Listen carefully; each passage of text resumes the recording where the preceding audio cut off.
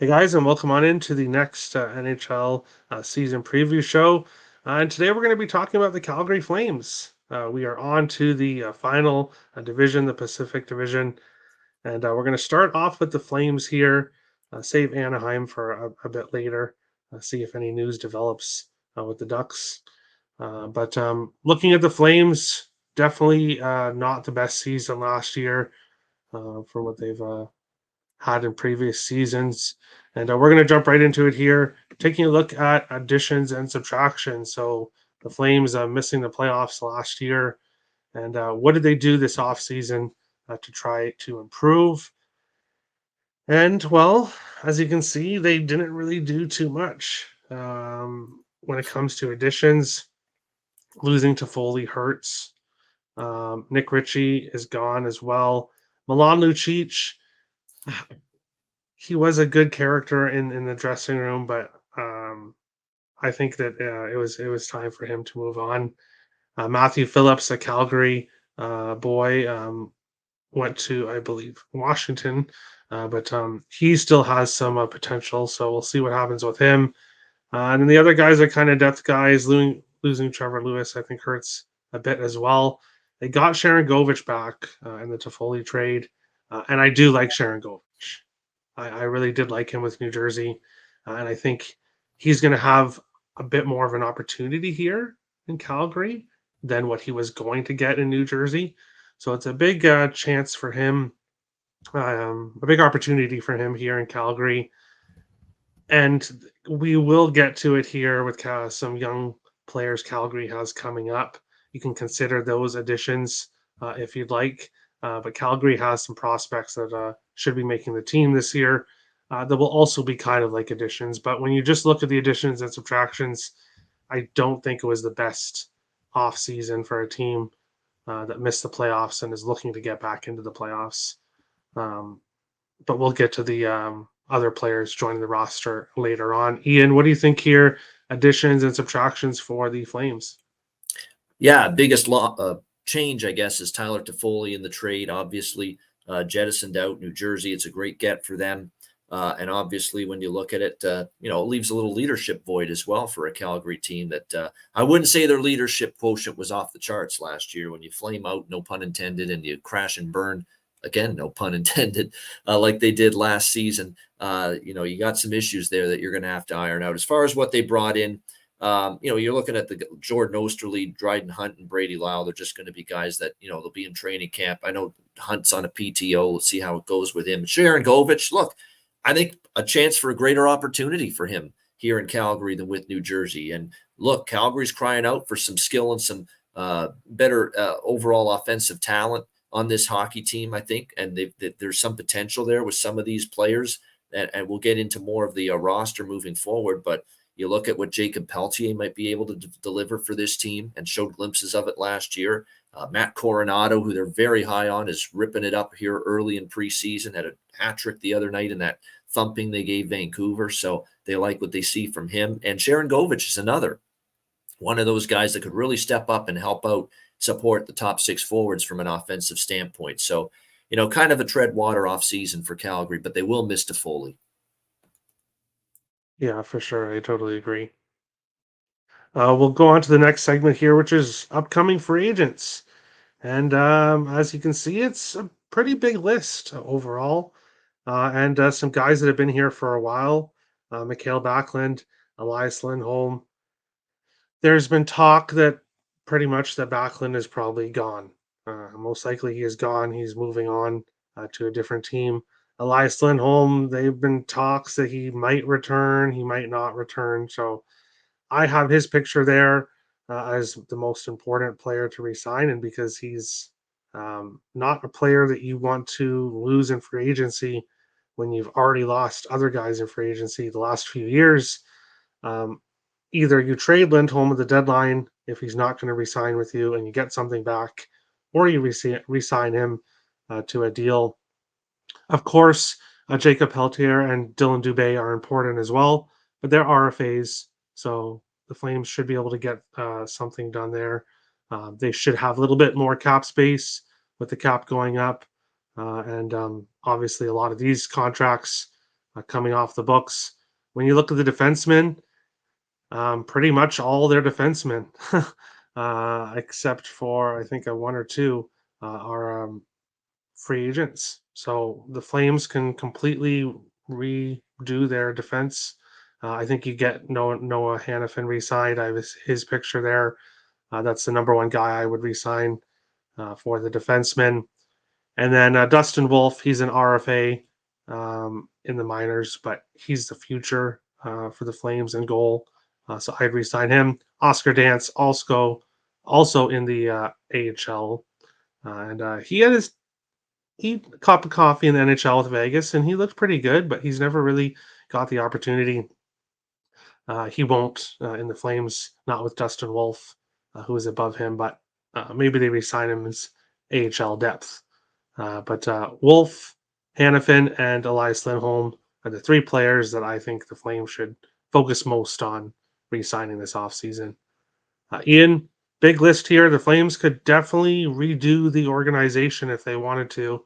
What do you think should be the main priorities for the Flames? Well, it looked like there was going to be a lot of offseason personnel change with the Calgary Flames all summer. Where was all this chatter about this guy wants out, that guy wants out. We all want to get out and dealt from this Calgary team. And sure enough, nothing happened pretty much. Everyone's back pretty much. But that doesn't mean there can't be moves at the deadline. It doesn't mean there can't be moves. And of course, their former GM, Brad Treliving, was very famous for doing this last year with Matthew Tkachuk, trading him before the player got to unrestricted free agency on July 1st. So that's a tactic. Let's see if Craig Conroy follows that same blueprint, if you will. But, he could do that with a Noah Hannafin or a Tanev or Zadorov, I think they like those. Zadorov, I think they might want to keep a little younger. Hannafin's going to command a lot. I could see the end. Hannafin's already kind of expressed maybe a little more desire to try another change of scenery, be on another team, specifically in the U.S. There's been whispers and rumblings that he wants to be on a U.S. team in his next destination. So we'll see if that comes to fruition. But, Hannafin obviously is the best player of that defense core, but I think his time in Calgary is coming to an end. It's just a question of when, probably, not if. He ends up not being with the Calgary Flames anymore. Up front, Backlund's in that discussion. Lindholm's in that discussion that we heard all summer of players that are kind of disgruntled, or at least were disgruntled under the Daryl Sutter regime. There is you have to leave the door open for the possibility that, the players are going to collectively have a better season. Ryan Huska is going to turn out to be someone that the players respond to in a positive fashion.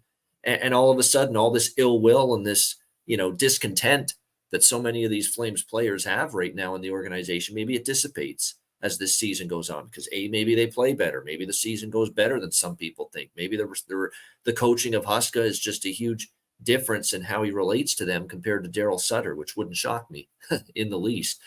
So I would just say play it by ear as far as, just because you heard all summer Hannafin wants out, Backlund wants out, Lindholm wants out, it doesn't necessarily mean they're going to be dealt during the season. And it doesn't even mean that they're not going to be dealt in the offseason next year or even not re-signed next year. They could be back. But to me, it was just blown out of proportion. Everyone said it too. Conroy said it. A lot of the players said it, that a lot of our reports about us not wanting it to be here anymore, wanting the hell out immediately was blown out of proportion.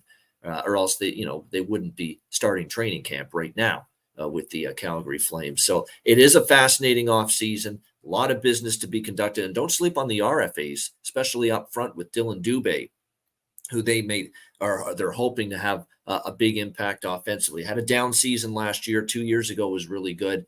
Pelletier, I mentioned earlier, this is one of, I think, their better skilled prospects that they've got right now in the pipeline. And he got some time late in the season with Calgary last year. I liked what I saw from Adam Ruzicka as well. So there's someone that, they've got to pay some mind to as well when his RFA status comes up next season. So it's going to be a busy, busy summer next year for Craig Conroy, assuming that there are all these players are still with the organization right through the end of the year.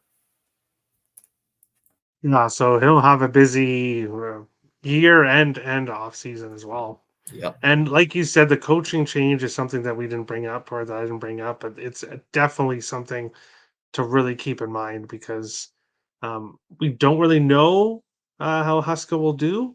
but Sutter was just not not the right coach for this roster, and it just showed. And Yeah, we'll move on. Taking a look at possible lineup here for the Flames, um, and you brought his name up earlier, Coronado. He is somebody that I drafted when I was doing the fantasy leagues before. He was a high ranked prospect, and I'm ready to bet his player props. He's a player I'm definitely going to keep an eye on this year. Projected to be on the second line. Peltier is down on the fourth line, which is kind of interesting as well. And what happens here with the Flames lineup, we'll have to see overall. But the big name, I think, with the forward lineup that needs to have a better season is Huberdeau. I think he just, if this Flames team is going to get back into the playoffs, I think Huberdeau needs to get more back to his Florida Panthers self and really rack up those assists. And just he needs to have a better season. The defense has question marks, and as we've seen, Uyghur and Anderson are signed, but everybody else is pretty much out the door, or possibility of being out the door. So, how those guys perform, we could see some big years by some of the Flames defensemen because they are in a contract year. And Goaltenders, Markstrom, Vladar, Dustin Wolf. Wolf probably won't get any opportunity unless there is injury or potential trades. But Do we see Markstrom and Vladar the whole season? Does Calgary make some moves here? That will be the question. Overall, the Flames are a tough team, for me at least, to predict what's going to happen. But I do think we're going to see some improvement this year. I do think that. So overall, I like the lineup. Definitely have my eyes on Coronado when it comes to player props to start the season. Ian, what do you think about the overall lineup, possible lineup here for the Flames? Yeah, I mean, for the Calgary Flames, it's a situation where, like we talked about with Sharon Govich, I think he's probably going to get a big opportunity here. I mean, he is ultra talented, and it's something that Calgary needs a little bit more, especially when you look back on last year. It was the running joke on the Ice Guys show, and with a lot of us when we were talking about the Calgary Flames, that they could get 110 shots on goal for you, but only give you 1 or 2 goals if you're lucky. That's what it was last year. Just that upper tier, elite level finish, to just be clinical with your scoring chances, to finish those chances off and put them in the net. Calgary was missing that big time last year. They just didn't get enough finish. I mean, they had a lot of things you like, puck possession and offensive zone time and shots on goal and all their numbers, expected goals and all that looked good, all that shit that people overrate at times. But at the end of the day, you got to put the biscuit in the basket. You got to put the puck in the freaking net. And the Calgary Flames didn't do that enough last year. So that's why a guy like Sharon Govich hopefully helps them. Hopefully Jonathan Huberdeau is a bounce back year. We know, I think he is someone, I got to think he's going to be good this year, because to me, I think a lot of his issues were Sutter issues with just a meshing of personalities that just did not connect. And now he's out of there. And now if Huberdeau struggles this year, then you got to point the finger at him. Okay, at this point, that maybe this is just, he doesn't fit with the team. Maybe it was a one-hit wonder with that crazy 100-point season he had in Florida. But this is definitely a year now where the excuses are out the window, because the monkey or the elephant in the room is gone now, Daryl Sutter. So I believe that was a large part of why Huberdeau just didn't get things going last year. And part of the reason why I think he will have a big bounce back year. I don't know about 100 points, but he will, I think, obviously surpass what he did last year. Lindholm, too, a little bit of a drop off. Hell, a lot of these Flame players dropped off. Like I said, Dubé didn't produce like we thought. Kadri was, okay, but not great last year, which is a big decline from what we saw from him in Colorado. Keep an eye on Matt Coronado. I'd be shocked with especially after he saw him get a hat trick the other night in the preseason game. I'd be shocked if they don't try to give him an opportunity on opening night to stick with the Flames. He is that kind of skill set, finishing ability, good shot, above average NHL shot. And he is something that a player that could deliver a lot of what Calgary needs. And again, that upper echelon finishing ability around the net.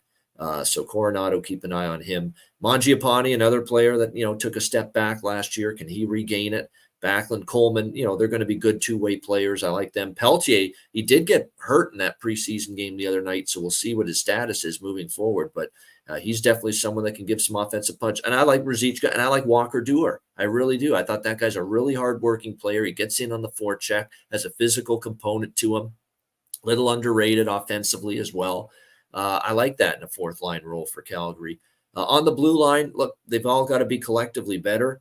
Uyghur's another player that I think he can raise it back to another level. It was up and down for him in his first year with the Flames.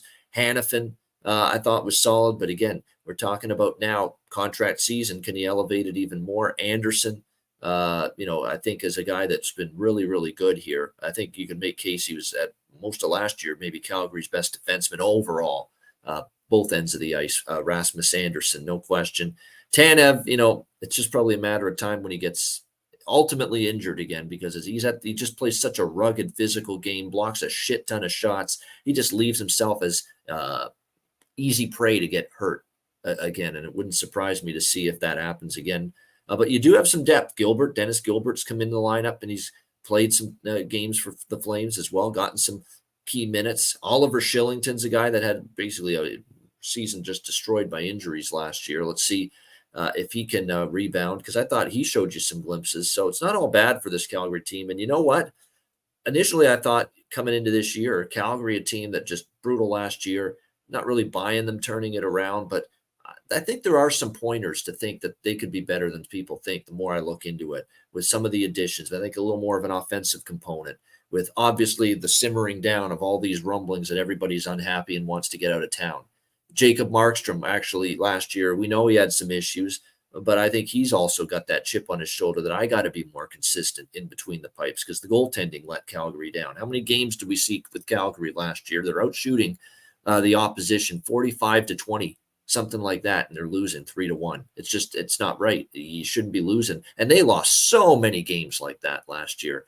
Outshooting the opponent, double the margin, and finding ways to lose. They just didn't finish their chances enough, and the goaltending wasn't good enough for Markstrom and Vladar. Even him too, he had some struggles. So, and look, the pressure is going to be on Markstrom too to perform and bounce back, because they've got their goalie of the future, who they all say is probably going to be the eventual number one goalie, Dustin Wolf, waiting in the wings here, coming off of just a tremendous season down in the American Hockey League last year. So pressure's on Markstrom, and he's got to be there. He's got to be that backbone goaltender for Calgary to ultimately improve and ultimately try to be a postseason team.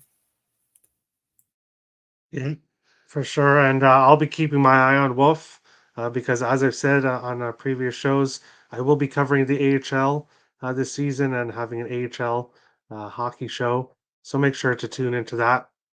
And I think we'll get some good prices with Coronado to start the season. Um, and I think the prices will get, if he plays as well as we believe he will. I think the prices will get worse as time goes on, but I think we'll definitely get value to start the season on him. Moving on to the final segment is future bets. Taking a look at what the odds are here for the Flames. And last year, the Flames had 93 points in 82 games. 95.5 is their point total this year. The year prior, they had 111. So it was a big drop off in that season. If you look at their previous full game season and before that, 107 points. So the Flames have been over 100 points until last year. Make playoffs minus 180. There's no value there. I'm not going to touch the point total. When it comes to the other bets, President's Trophy, win division, win conference, win Stanley Cup, I'm not there yet with the Flames. They're a team that has to improve a lot. And if they get off to a really good start, if they play really well this year, they definitely could be a team that could make some noise in the playoffs if they do have a big bounce back year this season. And then taking a look at the player props there, Lindholm goals at 28.5. He had 22 last year. So a bigger obviously a bigger number there. They're expecting a bounce back season from him. Markstrom wins is at 29.5. He had 23 last year in 59 games played. Do we see Markstrom play as many games? That's why, if I'm looking at that at 30 wins, I have to go with the under for Markstrom wins. And it's not because I think he's going to have a bad season. It's just that, is he going to start enough games to win that many? I just don't know. Backlund to win the Selkie. There's other players I prefer, but it's one of the future bets there. And who will have more points, Calgary or Minnesota? I'm not. I don't know, and I'll be honest. I think the Minnesota and Calgary are kind of in similar positions. I think Calgary improves this year. I don't think Minnesota is really going to improve too much. I do like some of the rookies, so I don't think Minnesota is going to make a big drop off. But I think Calgary is going to slightly improve, and I think it could be really close between Calgary and Minnesota. So I can't recommend a bet. Um, Maybe I would go with Minnesota because that's who I want. But when it comes to betting wise, no bet there for me as well. Ian, what do you think here? Future bets? Does anything here catch your eye for the Flames? I did grab, now it's nothing very significant, but a very small over 95.5 points. Just because, look, 93 last year, and it was a shit show last year. Okay. There was definitely some issues with Sutter, with the players. That was clear as day with the way that ended. Markstrom was more terrible than good for much of the season. Huberto underachieved. Gaudry underachieved. All of that, and they still ended up with 93 points. You're asking them to be 3 points better when I think the situation around the team is better. Obviously, as a coach, I think everyone will respect him more. Huberto in a bounce back season, Kadri in a bounce back season, all of these players that are UFAs in a contract year, you know what that does to stimulate players. They want the money. They want to secure the bag. How do you do that? You drive your trade value through the roof with a great season going into your contract or coming out of your contract year. So I think there's reasons to say, you know what, to ask Calgary to be 3 points better than last year when everything that could go wrong did, to me, it's not asking too much. So that's it to me, though. I'm not taking them to make the playoffs at that price. Definitely no futures yet, division conference. I can always add them if they really impress me, and they're going to have to really, really impress me before I'm ready to buy into this team winning the division or the conference or Stanley Cup or any of that, anything like that. Lindholm over goals I could see because this guy did score 40 goals. And again, we're talking about another contract type of situation here. So I'm always interested in those players in the contract year to really go over the overboard to try to have a huge year. So Lindholm over 28.5 goals, I could see it. And then you're right, no opinion for me on who will have more points because I think it'll be pretty close there. Calgary, Minnesota. It's right around a pick 'em, even money, close to it. Slight favorite, Minnesota. But for me, the only thing I looked at here futures wise was that over 95.5 points, just because I think the situation involving Calgary is a little bit better. It's sounding like, the usual suspects, your TSNs and your sports nets and all your hockey media of the world totally blew the sentiments of these Calgary players that were supposedly wanting out a little out of proportion. So maybe they're not as unhappy as you would think. And they're starting the season with the team. I think they'll put that behind them. So I just think the situation involving the team, so many players that underachieved last year that are so much better than that should prove it this year. And of course, with all these players playing for a new contract, that shouldn't stimulate the absolute A+ effort and performance from all of these guys. So put it all together. You're only asking this team to be 3 points better than last year when everything went wrong. I was okay with that over 95.5. Awesome. And yeah, and even if some of these guys do one out, if they get off to a hot start, winning 10 or 15 games or whatever, or they're in a good in the top three. Winning can change people's opinions.